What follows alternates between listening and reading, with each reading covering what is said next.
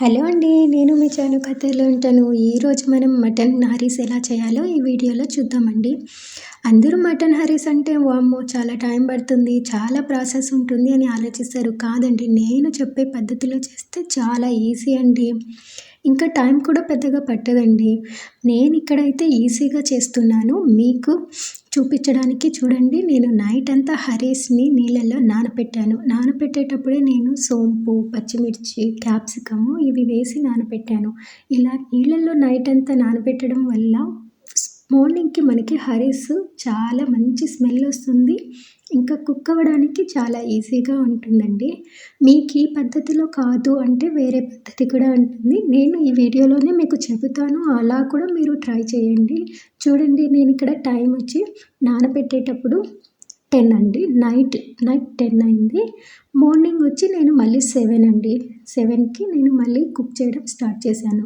నేను ఇక్కడ మటన్ పెద్ద పీసెస్ తీసుకున్నాను. మీరు కావాలంటే చిన్న పీసెస్ కూడా తీసుకోవచ్చు.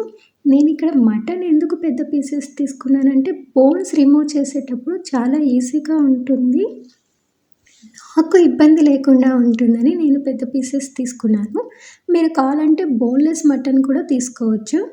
ఇలా వేసుకున్న తర్వాత మూత పెట్టేసి నేను టైం చూపిస్తాను చూడండి. నేను ఏ టైంకి స్టార్ట్ చేశాను, 7 ఎర్లీ మార్నింగ్ 7కి ట్రై చేశాను.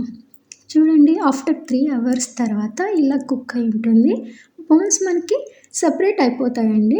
ఇలా సపరేట్ అయిపోతాయి. నేను ఇక్కడ మిషన్ని వాడను, మేడంకి నచ్చదు కాబట్టి నేను ఇలా సంగటి గట్టితోనే కలుపుకుంటాను. అంతే అండి, చాలా ఈజీ అండి. ఇక్కడ మీరు హరీస్ మీద ఫ్రై చేసుకున్న ఆనియన్స్ వేసుకోవచ్చు, కాజు ఫ్రై చేసి వేసుకోవచ్చు. కాకపోతే నేను మా మేడంకి ఆ స్మెల్ పట్టదు కాబట్టి నేను అవి వేయలేదు. మీకు ఇంకో పద్ధతి కావాలంటే నెక్స్ట్ వీడియోలో నేను మీకోసం తీసుకొస్తాను. ఫైనలీ హరీస్ రెడీ అయిపోయింది. ఇక్కడ మీరు ఆనియన్స్ ఫ్రై చేసి వేసుకోవచ్చు. మేడంకి స్మెల్ పట్టదు కాబట్టి నేను ఇక్కడ వాడలేదు. మీరు ట్రై చేయండి, చాలా ఈజీ కదా. మీరు ట్రై చేసి మీకు ఎలా వచ్చిందో చిన్న కామెంట్ చేయండి. వీడియో నచ్చితే లైక్ అండ్ సబ్స్క్రైబ్ అండి. Thank you for watching.